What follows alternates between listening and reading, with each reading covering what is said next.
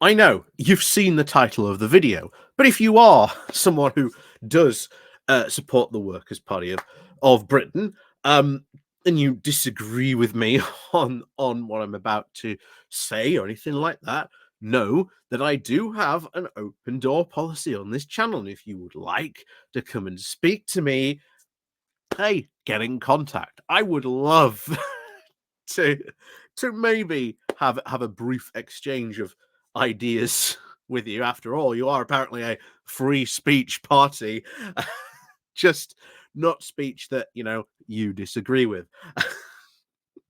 as we'll be getting into in a moment.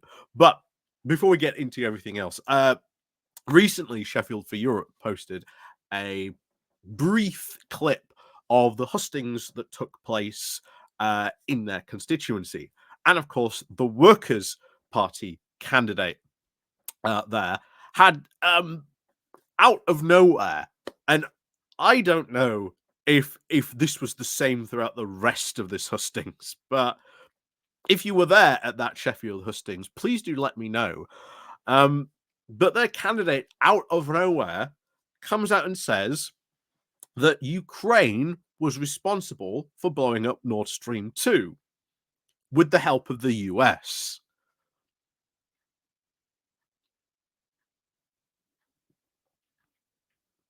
Now, let's once again just prove why this is a conspiracy theory, because think about this logically. If Ukraine was responsible, why would they do that? Why would they take the risk of angering Germany, who is one of the biggest countries in Europe that is supplying them weapons, ammo, and and armaments, especially when they were really responsible for sending over things like the Leopard 2. Why on earth would they risk doing that? And and annoying a partner and an ally who has been providing them with all sorts of ammunition and equipment that they have needed in able to prosecute this war against Russia. Instantly, that conspiracy theory falls to pieces. But I will say, and I will continue this, that the Workers' Party of Britain is just full of conspiracy theorists and lunatics.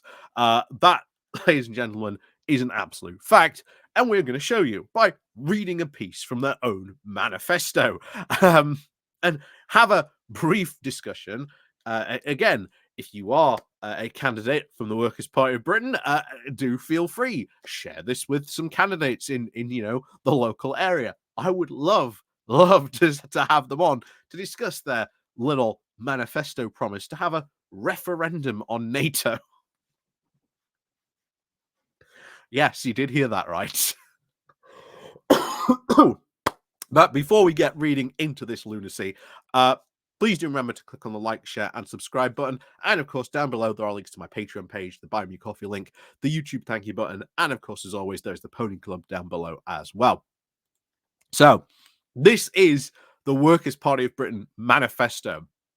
This is the part that I am eager or was very interested to read. And it's amity, not enmity, with the rest of the world. Let's get into this, shall we? So, the Workers' Party of Britain will reverse British foreign policy, which has been dynastic and then capitalist for centuries. I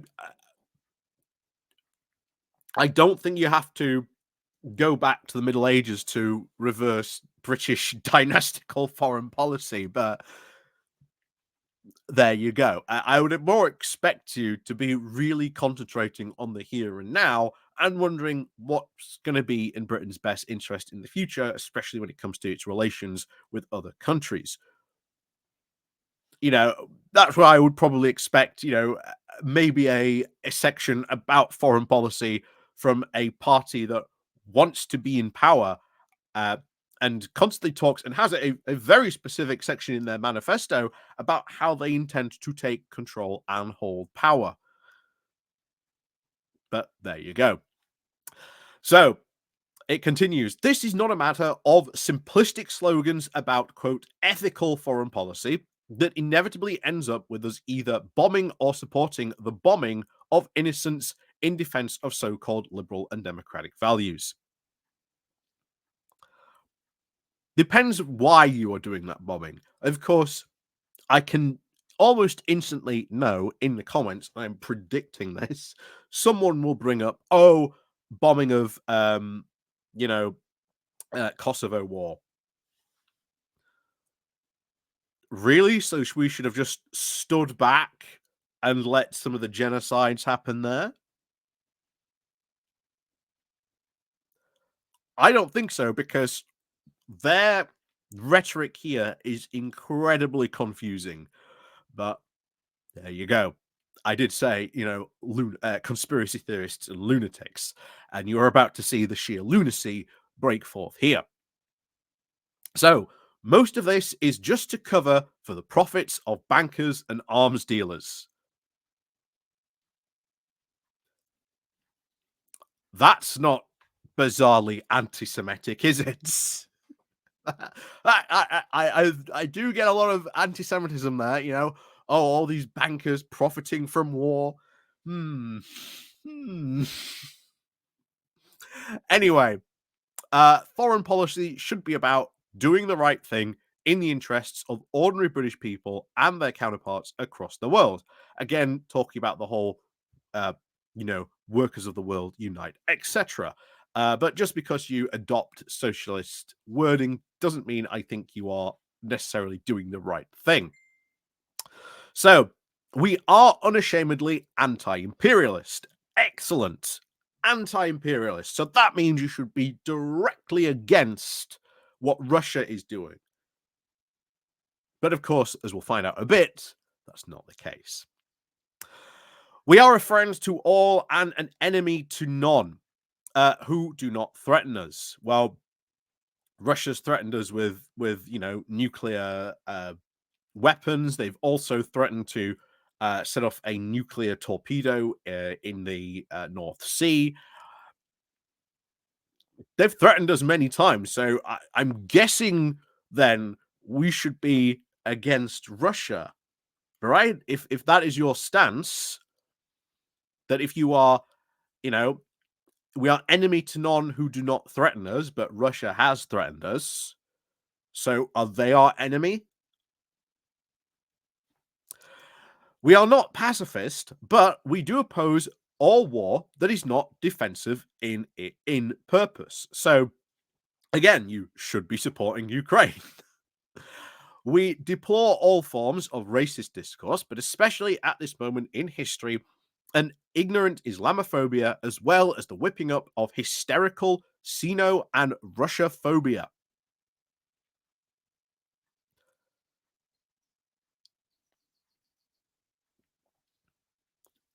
Russia are the ones who decided to invade Ukraine. They deserve everything they get. So, but please do, I'm sure, enlighten me what you think about that. Anyway, whilst we do deplore the global misbehavior of American imperialism, we remain absolutely positive about the American people who are trapped, as we are, by the corrupt system of party and corporate control.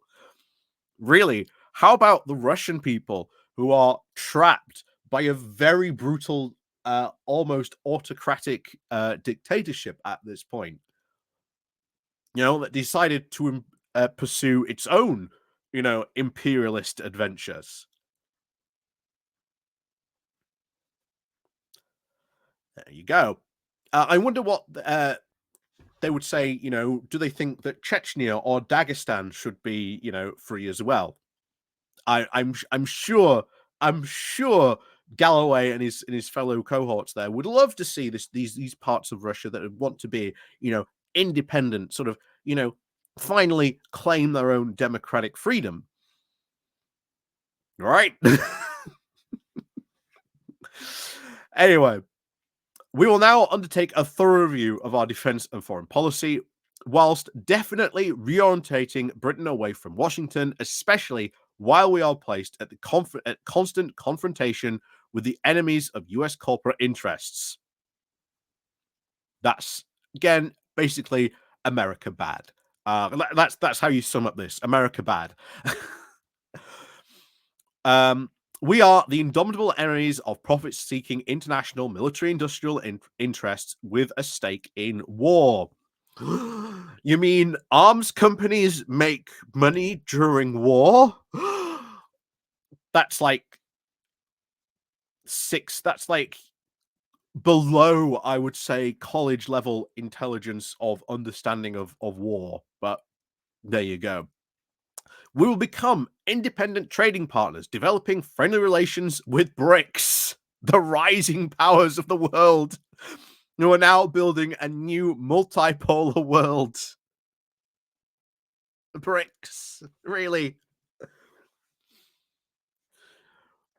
Again, these are the countries: Brazil, Russia, India, China. Russia, currently under mass international sanctions. Do you intend to break those international sanctions under that? India has been very clear. It is focusing on its own economy through a massive protectionist sort of movement. That has been India's sort of international trading policy for years. No one has broken open the Indian bazaar, so to say, to use a Turner phrase, uh, and profited from it. Brazil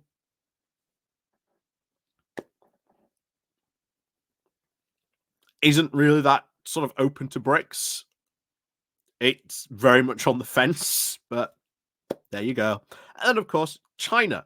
If you want to do more trade with China, well, you're going to have to be vastly careful of how China acts with its international trade, because they aren't the best actors when it comes to that. Probably primarily responsible for a lot of what is called dumping. Uh, Even within the European Union, they have done this. It's something Germany might experience now that it has its own sort of, trading agreement with China. But we'll see how that plays out over the next couple of years. So only the Workers' Party of Britain understands what it means to be global Britain. Yes, to join some interesting, very dodgy countries in that. Yeah, I don't really think we want that. We would also continue to support liberation movements. So, what about those movements in Dagestan, Chechnya? How about Ukraine, who has its own, movement to want to keep its own independence on that? you know, we will maintain friendly relations with all these peace-loving nations, knowing that they must now create their own path towards democratic socialism without foreign interference. We will seek to, again, I want to know what it actually means by this. We will seek radical reform of the United Nations. So, what does that actually mean? Radical reform. What are you actually going to do at the UN? To try and empower it as a genuine representative of the global community and actually help it to wrest the dominance of Washington, which only undermines its prestige and influence. Okay, how are you going to do that? What exactly reforms are you going to undertake at the United Nations? So far, everything you've just said really massively contradicts what Workers' Party candidates are saying, especially when it comes to sort of Ukraine. All these things are really strange when you are you're saying this rhetoric, but it doesn't match what you are saying, and this is where it is about to come out. So we make absolutely no apologies for our support for Palestine and the people of Gaza during the brutal onslaught being carried out by Israel with the full support from the USA and Britain, politically backed by Labour and Tories alike. Here where we come for an interesting one. Our position on Ukraine centers on the condemnation of the expansionary provocation of NATO in its alliance and other ethno-nationalistic governments that throws its own people into a perpetual meat grinder. We will withdraw all military support from war zones and work for a negotiated peaceful settlement wherever and whenever war breaks out.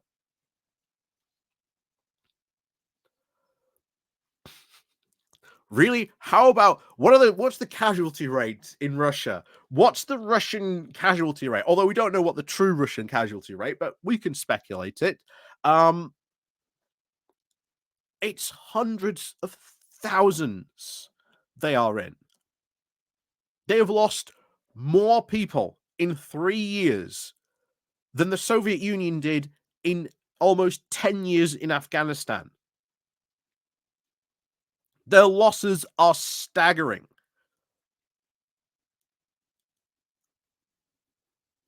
It is Ukraine that is fighting for its own freedom here because it did not initiate this war. Russia initiated this war and uses things like, as you've said there, the provocation of NATO for its excuse. Although, bear in mind, under Vladimir Putin's own words, in his massive 7,000 page essay, writes about how Ukraine is just historically Russian and, well, that's it.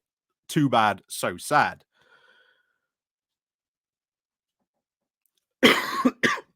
Plus, if you want a negotiated peace settlement, I'd be really interested to see what Workers' Party candidates actually think of Zelensky's 10-point peace plan, which is far, far more workable and a form for creating peace in that region than Russia's.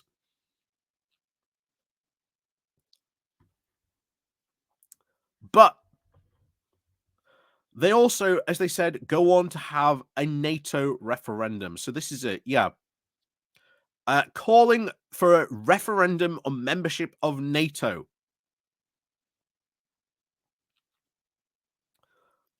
I don't know if Galloway and the rest of the Workers' Party actually know what the approval rating of NATO is in the UK at the moment, but be pretty I wonder if anyone will post it down below, but there you go. With a view to, quote, national debate on our collective security agreements, our own position is clear. Under the current circumstances, we will continue to campaign for Britain to leave NATO as a clear and present danger to the security of the British population. It is not a danger or a threat to our own national security. They would then seek out new collective security agreements centered on the protection of peoples, not the states and industries. Really? So how about the protection of all those Ukrainians that the Russians have bombed? The massacre at Bucha. If you said we are going to be, quote, actually ethical and not just stand by nice words, then how you are treating currently Ukraine does not match what you are saying in your manifesto. So, are we surprised that Workers' Party of Britain posts a complete nonsense screed about what it would do with foreign policy, given half the chance? No. Like I say, if you are a Workers' Party candidate or you are that particular candidate that I mentioned in Sheffield, hey, let's have a talk about this. About because I'd be really interested to sort of actually do this. I have never had someone on, bar an actual conspiracy theorist, before this war started, but there you go. um, what that conversation would be like, it would probably be quite insane, and would probably go off the rails almost immediately. So, yeah, that would be some fun content. So please do come and provide me that content because, hey, if you want to come talk to me, just say the word. But hey, we'll see what happens. I don't think I'll be getting the call. I never do. But as always, thank you very much for all the support you guys show the channel. And of course, as always, click the like and share button on your way out. And of course, do leave a comment down below. And we'll see you all next time.